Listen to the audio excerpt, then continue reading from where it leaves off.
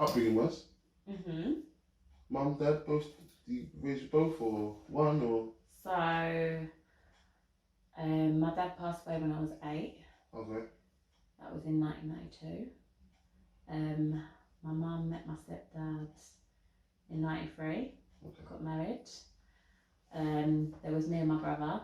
And then my mum had twin girls with my stepdad.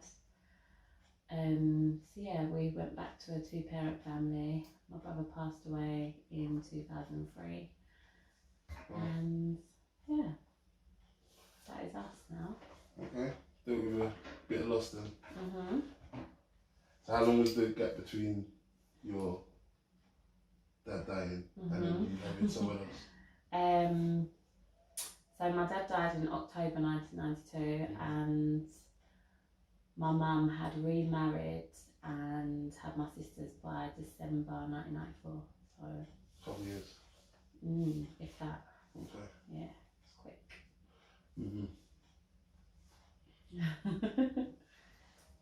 Alright. So, do you remember when your dad passed? You do? I remember the day. Okay. Was it like a bad way he died? Was it just something that kind of just happened? Was it a natural thing? Was it? So he fell asleep in the daytime and he didn't wake up. Wow. It was weird. The whole family was there that day. That's why I'll never ever forget it. Obviously I was 8, so I'm not going to remember the full extent, but yeah, I remember them resuscitating him on the floor. I remember him coming down and going into an ambulance, and he already had the bag around him. Yeah, it was a hard day. Do you know what I mean? I didn't realise then that he wasn't coming back. Yeah. Not until the next day. Do you know what I mean? Until I'd been told properly. And I think even then, as a child, as young as I was, I didn't really register it properly. It didn't really sink in.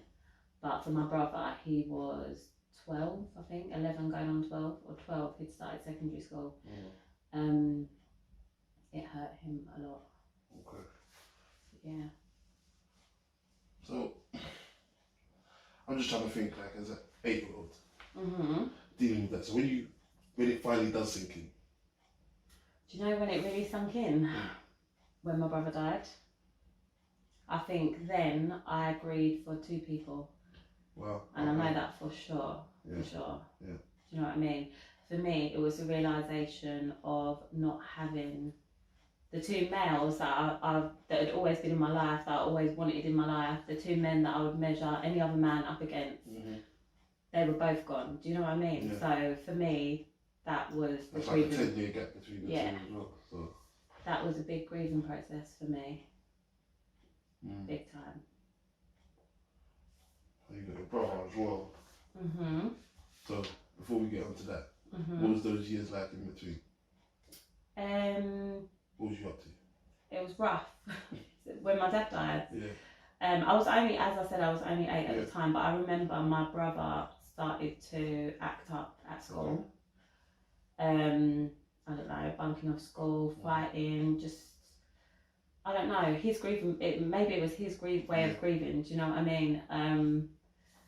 So yeah, he had his little spell then, and then when my mum met my stepdad, I think maybe that was my turn to start acting a bit, because you know, I needed my mum, and she'd fallen pregnant, she was about to have 2 more babies. For me, I don't really feel like she had spent enough time grieving with us before she'd moved on. We were still, while she was moving on with life, we were still in the process of grieving. Do you know what I mean? So how did that manifest itself? You're not being happy with your mum in that regard? Just bad behaviour. Not wanting to listen, hating my stepdad, just not being a nice kid. Which is pretty understandable. Yeah. Just making life hard. Do you know what I mean? Did you feel understood at the time? Did you feel like it was? No. Did you feel like they understood why? No. My dad died when he was 28. So by the time my mum was a year older than him, so she was 29. So they weren't even at the ages that we are now. Yeah. When you look at when I was 8 years old and I looked at my parents, they were grown people. When I look back now, they were 28 and 29. They were kids. Do you know what I mean? I still feel like I'm a kid. I'm 35. Do you know what I mean? So imagine for my mum, now when I look at it, she was still young, and yeah, she still had her life ahead of her, and probably she's still kind of maybe learning the right things to do and how to. Right. But as her child, I took that how I took it and interpreted it in my own way. Do you know what I mean? And out of that, yeah, it wasn't a good outcome for a long time. To be honest, me and my stepdad never really built our relationship until I had my first child. And that's when I would say he became a grandparent, so we had a different understanding. Do you know what I mean? So yeah, it was difficult. So that 10-year period seemed like it was a difficult time. Do you feel like you learned a lot about yourself in that time then? Looking back, maybe not at the time. Maybe not at the time. But looking back now, yeah, it's been a long journey of learning. Yeah. A long journey of learning.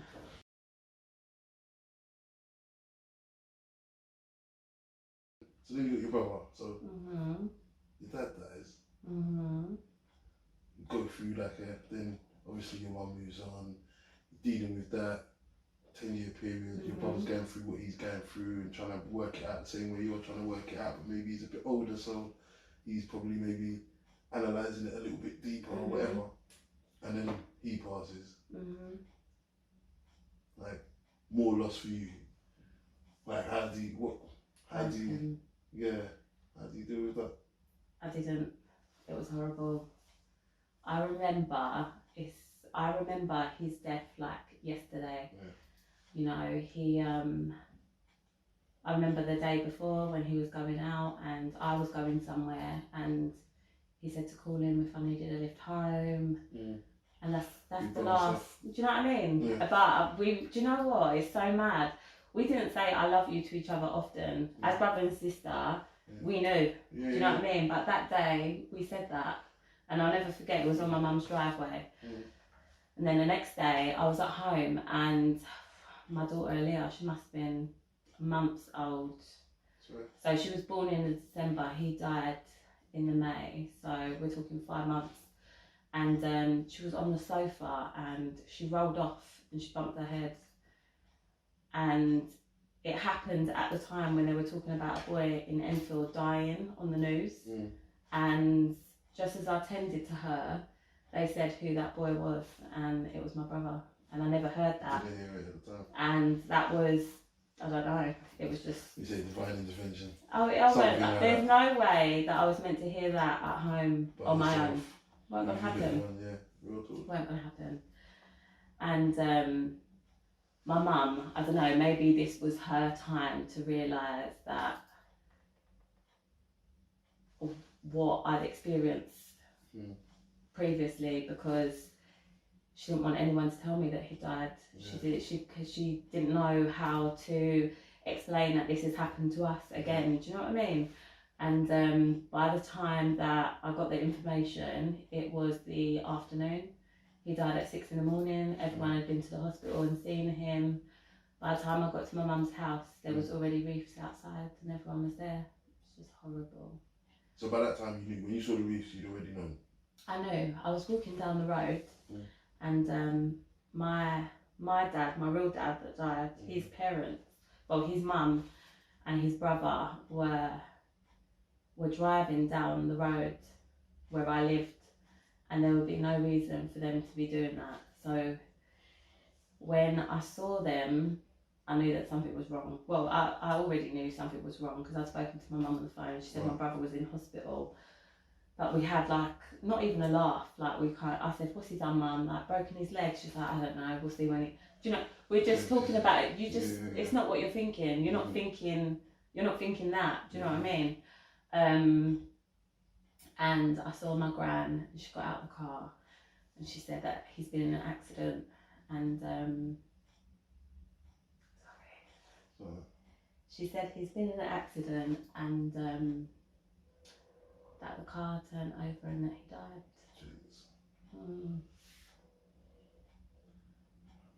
That was hard news. It must be. Must be.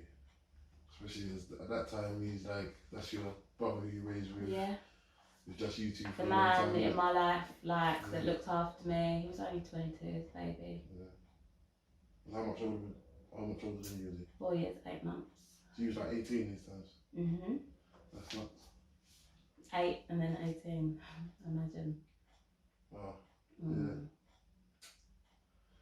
Yeah, it's a lot. That's a lot. Hard.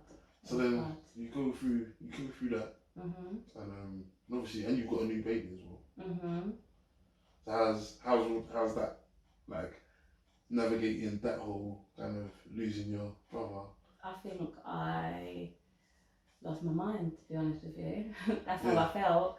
I experienced grief then like I've never felt grief before. Like, when I was little, when I was thought maybe I was grieving for my dad, that wasn't a grieving process. Like, my body was numb, I couldn't eat, I couldn't think, do you know what I mean? Like, I can't explain it unless somebody has been through that experience of losing a sibling. I can't explain it. It was hard. Yeah. It was hard, and I think burying him as well was even harder. But for me, I always feel like, because I never saw my dad's body when he died, that he will always walk back through the door. Do you know what I mean? I saw when they took him out, but I didn't go and see him once he had passed and he wasn't moving. And do you know what I mean? Whereas my brother, I demanded to my mum that I wanted to go and see him, and he wasn't in a good way. Yeah. So yeah, it was hard. Is that something that you'd advise someone to do? No, obviously it's a thing where it's like almost 50-50. like if you need to do it, you need to do it. If you need closure, like I needed closure, I don't regret going to see him, because I would want to say goodbye up till today. Do you know what I mean? I wrote him a letter, I put it in his pocket, all of those kinds of things. Whereas if you're somebody that doesn't feel like they need that closure and you're happy to close that door and can move on that way, then maybe it's best not for it not to be done. But if you are, you've done the right thing. Yeah, for me, 100%. Intense. That's a crazy 10-year period. So then after that so you've gone through that. You've gone through the burying of your brother. You're processing that. You've got a new baby. When do you kind of lift out of kind of that? I'm presuming it was, you said grieving, but like that kind of, I don't know what state of mind where you're just kind of feeling a whole load of pressure, feeling a whole load of probably took sadness. Me about a year, I would say, properly to get out of that state of mind, that depression, feeling low, not wanting to go nowhere, see anyone, talk to anyone. How did you know you was out of that period, or you was moving out of that period? Was there anything that happened? Did you start doing something that you weren't doing before? I went back to work. Okay. So that gave me a different focus.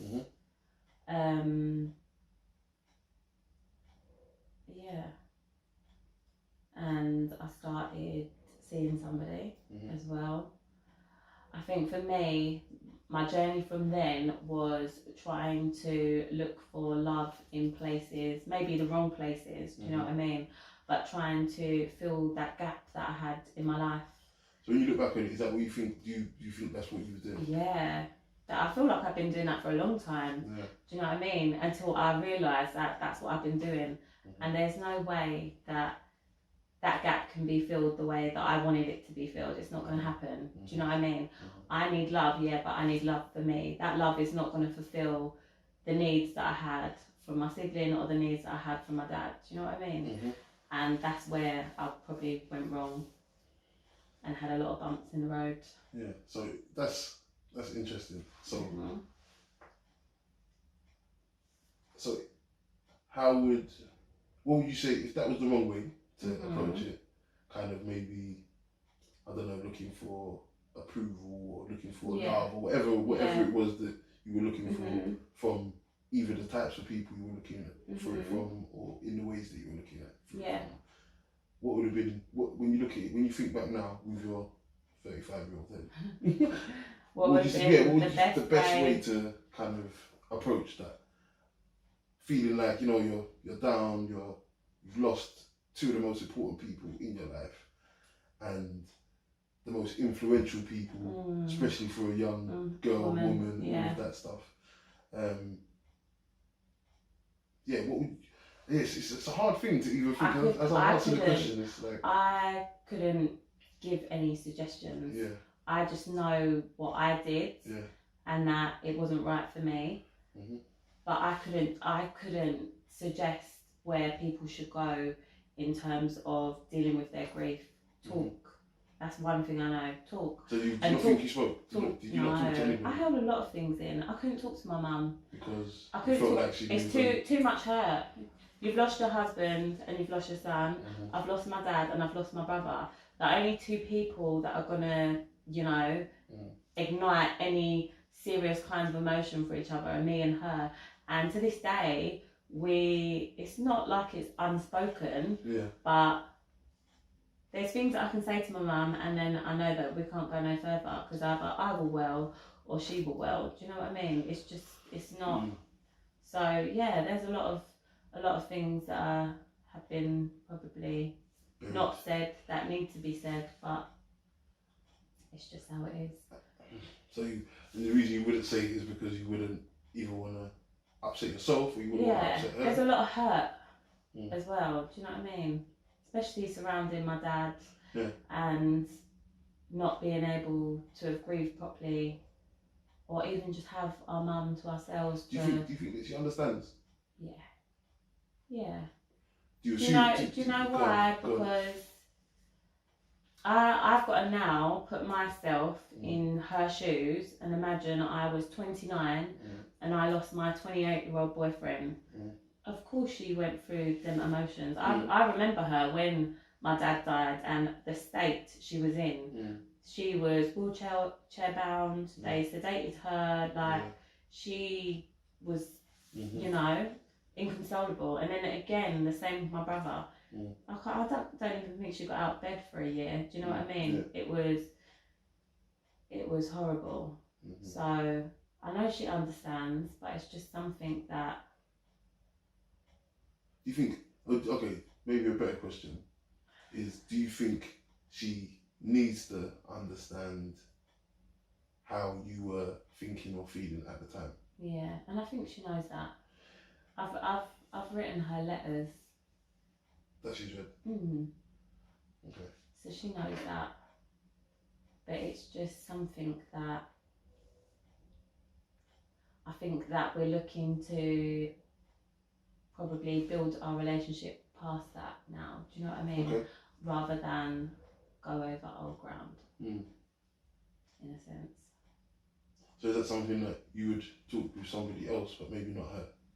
Or is it something that you just don't even really It's something that you feel like you need to I've got it off my chest, and maybe that's why I've been able to get to where I am today, because I'm able to talk about it, just not with my mum. Do you know what I mean? Yeah. And probably the same for her. She's probably able to talk about it, but just not with me, because that's where the hurt lies. Do you know what I mean? Yeah. So, yeah, my suggestion for anybody that is grieving in any kind of way is you need to talk about it. And if I could change anything about then, it would be to have probably spoken more with my mum about how I felt, rather than not wanting to talk because I feel like it's hurting her, or her not wanting to talk because she feels like it's hurting me, you know? So yeah. check you out. Pretty No agony aunt. Huh? I'm no agony aunt. That sounded pretty agony aunt-ish just now. That was pretty good. That's pretty good advice, I think.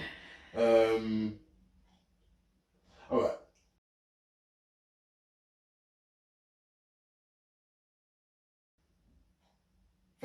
Thanks for sharing all that. Mm-hmm.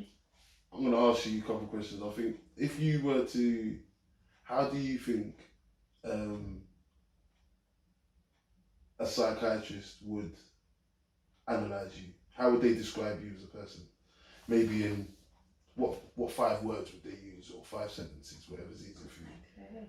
Like, cause this is in my one. This is my missus asked me the same question, and how I processed it was like, if you're going to speak to a psychiatrist or psychologist, I don't know what the difference is, but you speak to them, and I'm operating under the thing that you've been completely open and honest with them. Yeah. So they know you as well as you know yourself, if that makes sense. So you've told them everything that they want to know, and now they've built up this picture of you. So in other words, how do you think you are perceived by people? By people? Someone with sense, not just like random people who've never spoken to you or anything before.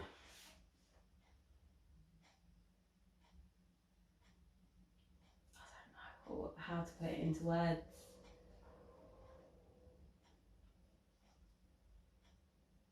I think I'm quite caring.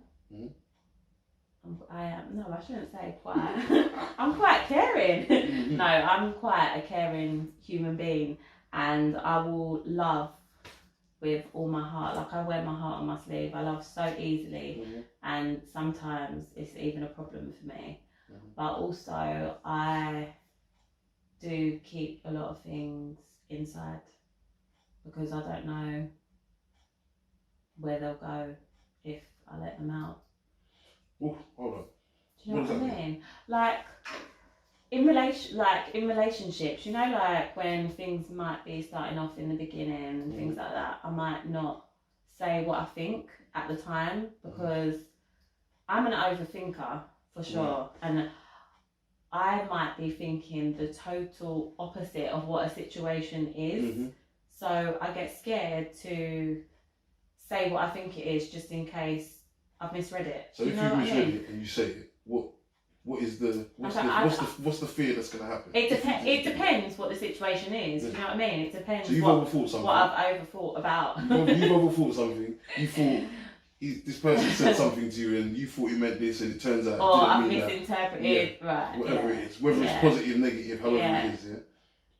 But then you don't want to say that, so you keep it to yourself because you're scared of what happening. I don't the know. other person thinking that you've done something wrong.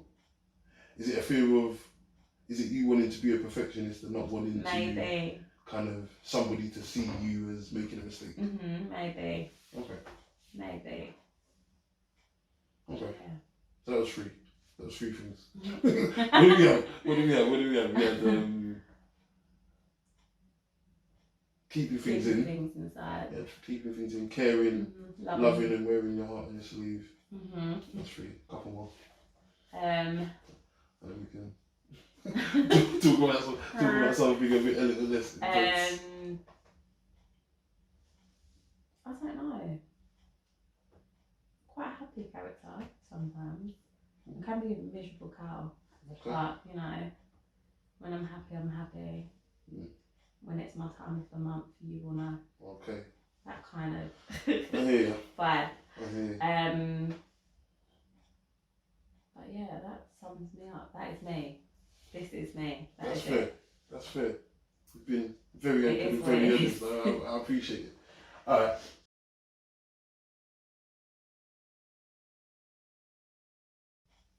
So, talked about family, grief. Then we spoke about you going back into work and all of that sort of stuff. But let's talk about business now. Go for it. Let's talk about business. So, you got your own business. Yeah. Which is? The Beauty Bug. Okay. And that is a?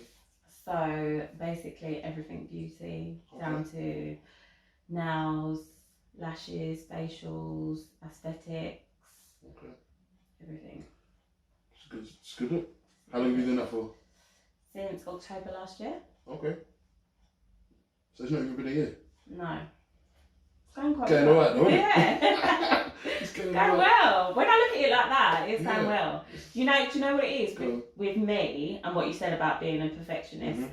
I also think that, I don't know, maybe it's an Aquarian thing. When I have an idea, like, I want that to happen right now. Do you know what I mean? Mm-hmm. So I might have an idea, but I want it to manifest straight away. Mm. And obviously, when the business started in October, it was at a slow pace, and I thought, where is this going? Because sometimes I also make mistakes of thinking this isn't going nowhere because I haven't given it the time that it needs to manifest. Like, do you know what I mean? Right.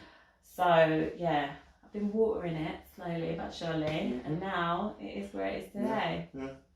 Check out the Insta boy, because I'm looking at you. It's always a lot of stuff going on. Jeez. Trying to say. No, but yeah. I do need to It is. sort out. I miss It's yourself going all the time, places. to be fair. Does she? Yeah. She's right. Mm. But yeah. Yeah. Alright, so, and I'm sure there was another thing that you're just kind of maybe expanding the brand a little bit. Yeah. Children's hair. I've always had a thing for hair, but yeah, braiding for kids at the minute. Maybe expanding into adults, we'll see. But yeah, taking care of baby's hair. That's my new thing. So, you think it's important to kind of understand your talent, your interests, and kind of find a way to monetize it, or find a way to make it. 100%. Yeah.